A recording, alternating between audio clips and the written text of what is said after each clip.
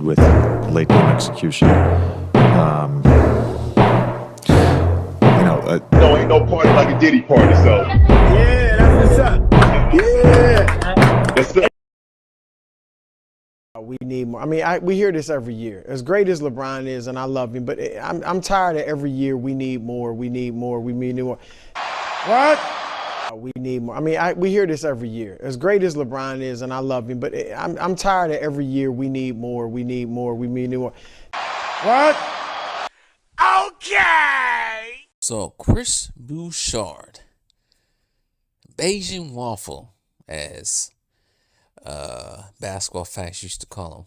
Don't know why, but anyways, Chris Broussard finally came over. Finally saw the light. But I always thought he saw the light.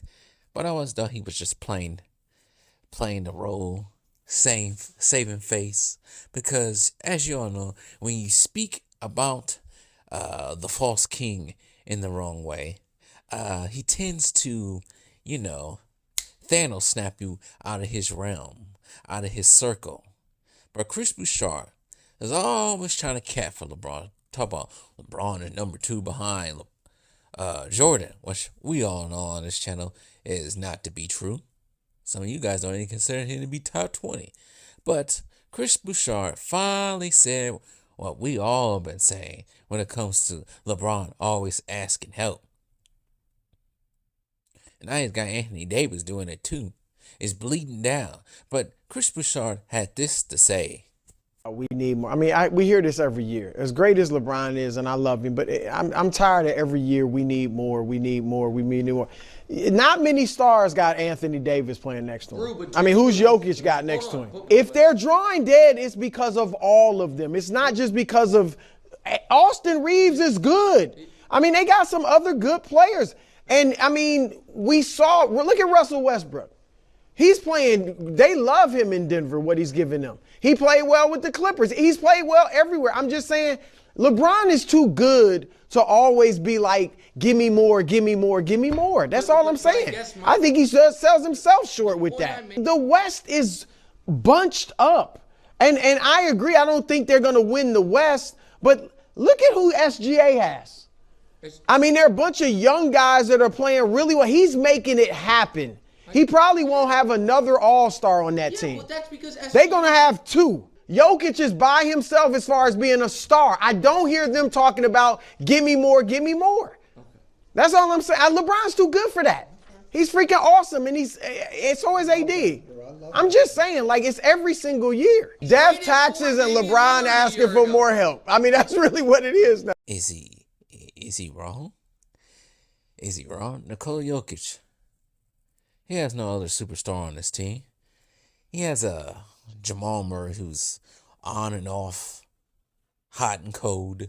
He has old boy that came from Orlando that used to play at Arizona, Aaron Gordon, I mean. And he has a former superstar, now role player, in Westbrook, which seems to be going well. Mutually on both sides. Westbrook likes this team. They like him. And it's going well. You look at Shai Gilgeous-Alexander down there. And that team. Doing big things down there. Shai's the only all-star on that team. Chet Holmgren has been hurt for the last 2 months now. They only have Isaiah Hartenstein. Half the time they only have Porky the Pig, as they call him. I can't think of his name right now. I don't know why I call him Porky the Pig, because he bald and got that headband. I can't think. Oh, Alex Caruso. They haven't had him for the whole entire season. And they're still winning. Still number 1 in the West. Come on now. Come on. This man has Anthony Davis on his team. Top 75. Still in his prime. Yes, Westbrook is top 75, but he's no longer in his prime. Shai has nobody top 75. And you sitting here complaining, talking about, I need more help every 3 weeks. It's crazy. That's crazy. Every 3 weeks, this fool is always crying for help. You got rid of D'Angelo Russell, which could have been help off the bench. You got rid of him because you probably don't like him. You got Dorian Finney-Smith and Shake Milton, who are not going to do anything. As much as I don't like Austin Reeves' game, you got him, the flopping flounder number 2 on that team. It's like, what else more do you need? This has been going on since he's been on Cleveland the first time. I remember when Charles Barkley called him out after they won the finals, talking about how much more help do you need when you had Kyrie Irving, and Kevin Love. It's like it just doesn't end with this guy. It's like all the time. It's like every year. You don't need more help. You need to play off the ball more. Not on ball, off the ball more. You need not to take 25 shots every game. You need to play defense. You need to change your game. Because your game ain't the same game it was 10, 15 years ago. You do realize you 40 years old. You can't do the same things. You need to bend to what the team wants. It's not about you. That's his problem. It's about him. And his LaFemboy bot fans don't get that. It's about him. The reason why this team is not working. He's selfish and he's a narcissist. Most importantly, he's selfish. And that's why these teams will never work. And Brandon loves sports. Ain't going to bankrupt this team. It's true. He's going to bankrupt this team. Shout out to Brandon Love Sports. He's going to bankrupt this team. He's going to absolutely destroy this team's future.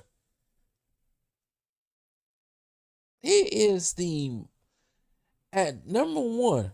He's definitely at number one for always asking help. The number one superstar, always asking for help. Every year.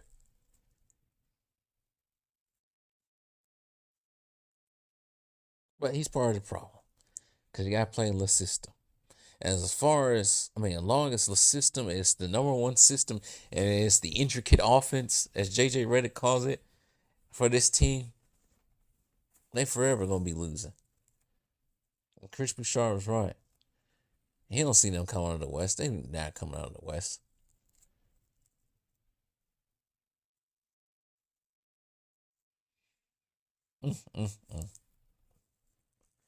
He's the problem. He's absolutely the problem. The guys that Chris Broussard mentions, they are getting it done. And they don't got no Anthony Davis on their team. Cleveland's getting it done. They don't got no Anthony Davis on the team. Now, the Knicks, I can't count the Knicks. They do got Karl-Anthony Towns. They ain't asked for Karl-Anthony Towns. The Knicks didn't. Jalen Brunson didn't. Houston's getting it done with a bunch of second, third, fourth year players. 5th year players, 6th year players. Oh, well, I don't know how long. I forgot how long Dillon Brooks has been in the league. But they getting it done.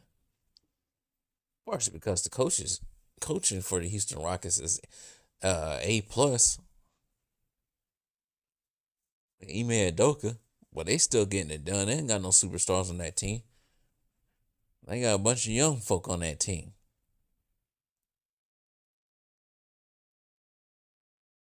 This guy. It's this guy. It's this guy and only this guy. Everybody's starting to see it.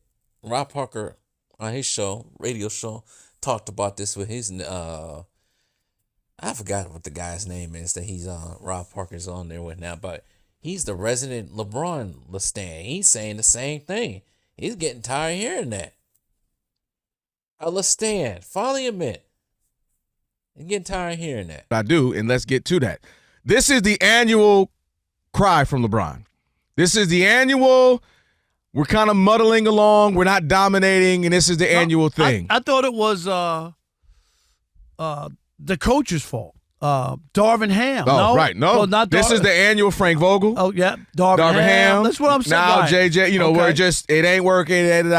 So even JJ's chiming in on this stuff. JJ said they are they're a great team when they're all healthy and they're all competing. Well, no, you're not. You're not a great team. Yes, you have played solidly to the tune of 23-18. Which is not that spectacular. It's not. But the good thing about that for them, I will say, is this season the West isn't as crazy. You know how the West has been. You got to be 15, 20 games ahead just to be a top 7-8 seed. Yeah, right now, they're a half game away from a 5th seed. So that's the only thing I'm saying that's in their favor right now is that they're out of that play-in. But this is where every year it's always, like people count them in like they're right there. You know what I mean? Mm-hmm. And I don't think they're right there. Well, that's why LeBron and AD and even JJ are saying they're putting the pressure on Rob Pelinka. But this has been my thing. But how many people you need? Well, so this is right. So this is the annual. They go out and get, make a random trade in like Dorian Finney-Smith, and it's like, okay, like I guess I almost rather have kept D'Lo and that the high is higher. They celebrated that trade, right? But and this is what you have to understand: the challenge with LeBron at this point is he still is controlling the game. He's using the ball. He has the ball so much. He controls so much of it that even if you get high caliber guys who can play, they're now lesser versions of themselves. So you're not getting the same guy that you thought you were getting. You understand what I mean? They go and get a couple of guys from Miami over the last couple of years. Now, they've been hurt, but they haven't played. Gabe Vincent hasn't worked out like you would have thought it was. You got, obviously, D'Lo wasn't quite working. It was on and off. Everybody's getting tired of it. But anyways, we talked about this ad nauseum already. I'm done talking about it. It's just now getting ridiculous. And as you guys always say, y'all can't wait for this guy to retire. Well, you know what? So am I, of course. We all starting to get to that point. It's overdone. It's tiring. It's the same formula every year, just like an MCU movie. Anyways,